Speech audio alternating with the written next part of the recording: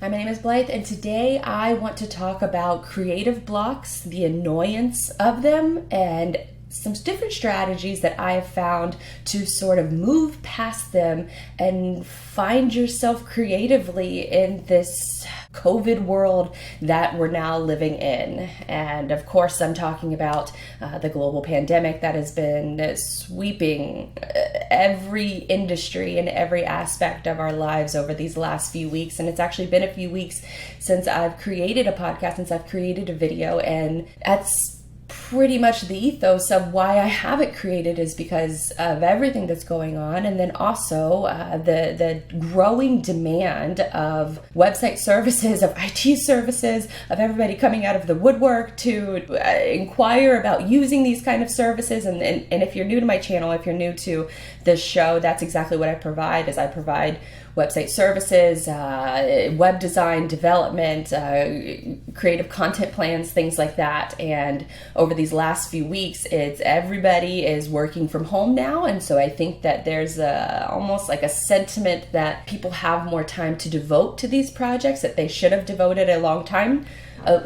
They should have devoted their time to a long time ago. But here we are, and over these last few weeks, I haven't been able to create anything. One, because I'm so physically and just mentally drained by the end of the day, because I'm providing and I'm giving so many of these services to other companies. And I don't mean that to come off in a bad way, because there's so many people, and I feel a tremendous amount of guilt because of this, because there are so many creatives out there and so many business owners that are facing an uncertain future. They don't know what's going to happen with their services and with their business. So I've almost felt guilty of even complaining about this overworked situation that I find myself in, and I find myself in it because I'm afraid to turn down projects, and I'm afraid to pursue my own personal little side hustles, because I have to protect where the number one source of my income is coming from right now, and that is through web design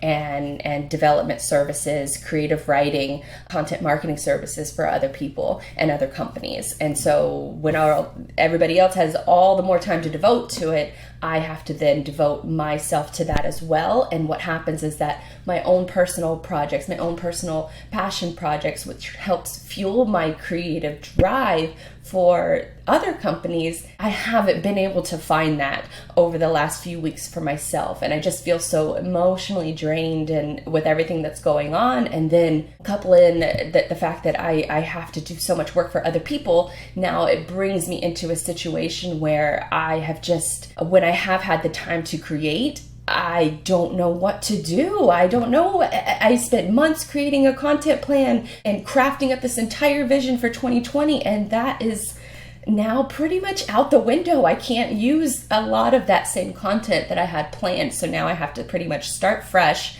not just for me, but for all of my clients. So personally, I'm feeling very overworked, afraid to say no, feeling guilty for my out of work friends. I'm also just consumed with the needs of others. So I think all of those have led to a big creative block when it comes to my own projects, and thus has started a rippling effect of the creative projects that I'm getting paid for, that I'm one of the lucky ones that actually is still getting paid for creative work. So it's so very important for me to be able to have those passion projects, because those then fuel the client projects that I need to sustain my income.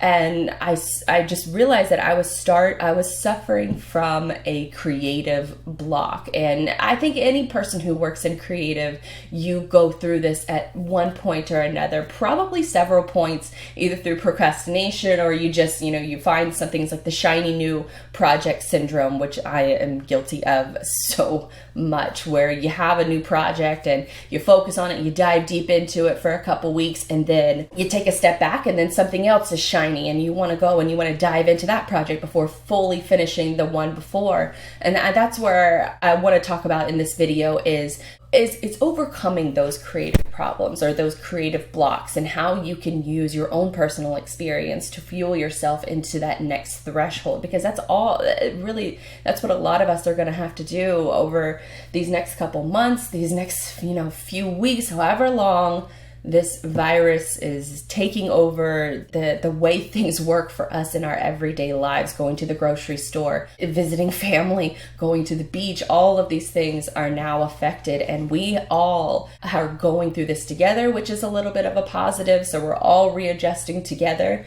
instead of just normally when you suffer through a creative block, it's usually just you and yourself and nobody else that's going through it. So I think that there's almost a little bit of comfort in knowing that you're going through a creative block with other people. But just for me, it was, and if you allow me to get personal, as if I haven't gotten personal already on this show or in this podcast, but for me, I just moved into a new house. I just moved into a new space. And now, as soon as we get the house ready to start having people over, then the virus hits and we can't have anybody over. So it's going to be months before we can even have a visitor in the new house. But then you're also just, it's almost like this culmination of, I don't even think I said that word right, but you know what I'm trying to get at. It's almost like this environment where you feel surrounded by boxes, both mentally and physically. And now that we've physically cleared out all of the boxes from the house, now I'm still surrounded by boxes in my own brain. So this past week was incredibly challenging for me. It was the first time I've cried over this global pandemic. I just went outside and just cried, and that was the moment that I told myself that you need a break. You need a break from working, 14, 17-hour days over these past few weeks. And you need to take this time for yourself and stop saying yes to everyone. Stop saying, I'm going to get that to you tomorrow. I'm going to get that to you the next day. And so for me, that's what really helped through this creative block this week, because after I cried, that was the moment that I told myself that, okay, step away. You need to stop saying yes to everybody. I turned off my phone. I turned off email. I turned off text messages, because clients will try to reach you every single way that they can. And I poured myself a drink, a very strong bourbon drink. Those Yeti cups, the big, huge, like 32-ounce Yeti cups. That's what I poured. So I poured that for myself, and I sat on my new porch, and I bought a $30 hammock off of Amazon, and it has been the single best purchase that I have ever made, because that is the space that I needed to relax, to unplug from everything. And as soon as I was about halfway through that 32-ounce Yeti cup, I was feeling pretty good, feeling really good, actually. And that's when I pulled out my notebook and I started to write. And this was the first time in weeks that I have actually just freely wrote. And writing is something that I have always tried to do. I've done nearly every single day since I was a kid, since you had those little, I don't know if any of you are old enough to remember, but we used to have this little gadget called a Dear Diary. And it was almost like really like an old school flip phone, and it had a case, and you'd flip it open and you'd type it in. It was password protected, so nobody else could read your diary. But I took that thing with me everywhere, and I wrote in it all the time. And that's really when I first started to fall in love with writing. And that's been such a part of my daily exercise for everything that I've done up until just recently, and really up until whenever you find yourself in a creative block. And as soon as I sat down in that hammock, started drinking, the ideas started flowing, and the first time in weeks, I actually started to write about things that mattered personally to me. So it got me to thinking, there's got to be a lot of other people that are suffering from a creative block as well. And so it's almost, what is a creative block? I started asking myself this, and because I always just thought of it as something that you just mentally push through, that you don't have a good day today, but you'll have a better day tomorrow. And so you can try again tomorrow. Well, my try again tomorrow turned into weeks, and it almost turned into a month of not writing anything and not creating anything. And for someone like me, it feels like a lifetime ago. And so I got into researching, especially for this video topic, because I've had to throw my entire content plan out the window. And so this is the first idea that came to mind. So I thought that maybe what I've been suffering through and the research that I did, maybe that can help you in your journey as if you find yourself sort of stuck in a similar position, whether you're an artist or whether you're a writer, if you're creating content, you probably have found it extremely difficult to do so over these last few weeks. And so when I started researching this video, there are 3 main causes that cause creative block, and we're going to also talk about how others overcome it. Self-doubt is the first one, and I think a lot of us can definitely speak to self-doubt, because what do you create in a time like this? What do you create? Do you create something funny? Do you create something meaningful? Do you create anything? It's a question or questions that I've gone through my head several times, and then it moves into the next big cause for creative block, and that's lack of motivation. And I think all of us have definitely experienced all of these things with self-doubt and lack of motivation, because you just get so mentally drained. And for me, I have to tell myself, to step away. And that's what really helped this week is that the lack of motivation that disappeared when I actually took a step away. And then the next one, I don't know if this one sort of applies now,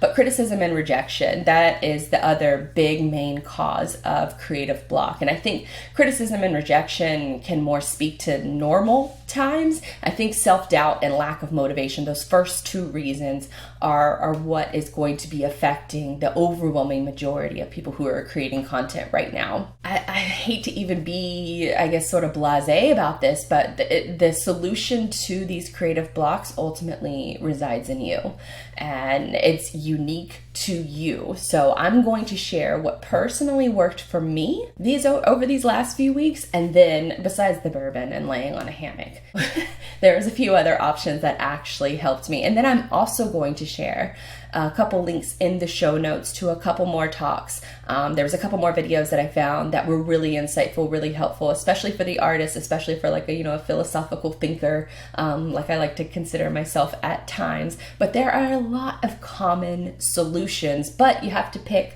which ones are going to work for you, because ultimately your creative block is unique to you. So here we go. Let's share a few tips that helped me get over this Rona, because Jesus, it has thrown a wrench into everyone's plans and to everyone's lives. And I think I, speak for everyone when I say that we hope that we can just get back to whatever this new normal is going to look like. But until then, if you find yourself stuck in a creative block, the first thing you want to do is give yourself a break.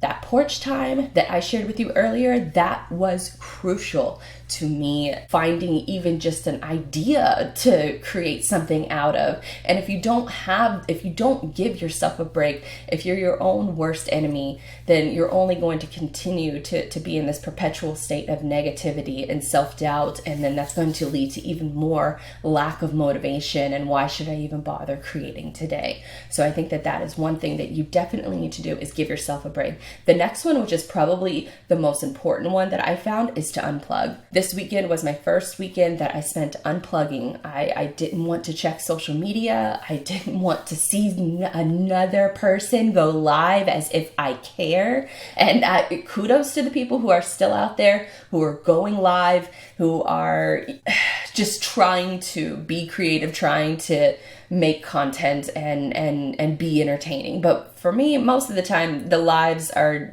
just annoying. You spend the first 15, 20 minutes giving shout outs to everybody who's joining the live, and it's just annoying. I'm not a fan of it. I'm a YouTube person at heart, where I like to search for exactly what I want to search for, and I want to watch exactly the topic that I'm searching for. I don't want to spend the first 15, 20 minutes of a video watching you give shout outs to everybody who is joining.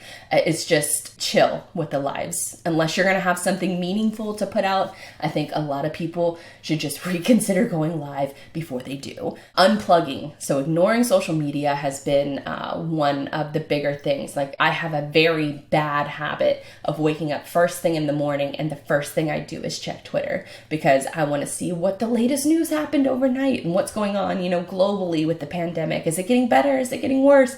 A lot of the times it's getting worse. So it just affects my mood. It starts the day out wrong. It starts the day out with a negative tone to it. And I want to be more purposeful, especially when it comes to the morning, because that's when you're the most creative. So that is, let's take that tip and move it into the next one, because you want to be able to look for the hope and the love in everyday things. As corny as that sounds, starting off your day with social media will prevent that from happening. And so you really want to look for the little things that give you hope, the little things that give you the ability to look forward to the future when we're all not quarantined and stuck in our homes and not being able to go and do anything. And I think that another tip that really helped me is to self-medicate, but responsibly. And I use this word responsibly because I've talked about bourbon a few times during the show already, and I'm about to talk about it again, because that has really freaking helped, is to pour a drink. I've told my boyfriend we are on airport rules right now, where if we've had a rough day, 11 a.m., it's okay to pour a drink. I think it's okay to pop a glass of champagne. Look for those everyday little bits of hope. And if you can't find it, maybe you can create it with a little bit of something extra. And other little bits of something extra, you can always use, you don't have to drink alcohol if alcohol is not your forte. There are other methods of self-medicating. You can read a book, you can take a walk, you can ride a bike, you can also explore CBD. That's another big one that's been helping me. Medical marijuana, if you have the license. I can't wink, but I think you understand what I mean when I say if you have the license. Also supplements. There are a couple new supplements that I've tried that I have really liked. I don't know if it's going to work for you. I don't know if this is condoned by the FDA. I just know you can buy it on Amazon, and someone else told me that it was good to use. So one of those things is called lion's mane. It helps with creative thinking. It helps with beating back those negative thoughts. And also kava. I know there's sort of a trend with a lot of kava bars opening up, where it's almost like a tea that you drink, and it helps calm anxiety, it helps calm your nerves, helps you gain focus, clarity, things like that. But you can also take it in a supplement form. So if you don't have one of those kava bars around you, and you probably don't because they're all either on hiatus or closed right now, excuse me, if you can, and that was not Corona, by the way, that was just something that's caught in my throat.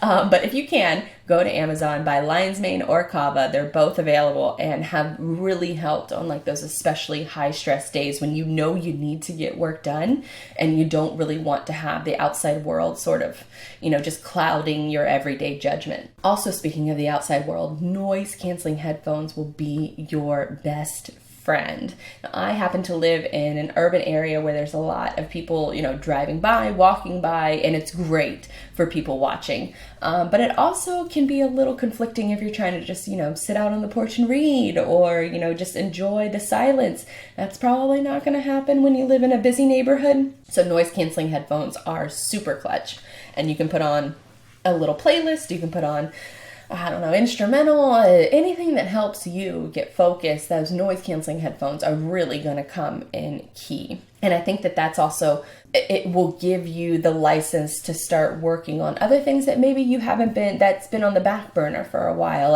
For me personally, once I put on them headphones and I started writing, it started really just getting the creative juices flowing, and it made me want to revisit older projects. And revisiting those projects actually fueled the creativeness for other current projects that I've needed to focus my time and energy on as well. So for me personally, working on a new cosplay that's just coming soon. I can't tell you the character yet, but that's coming soon. So working on a new cosplay and figuring out the inner working details of that has really helped.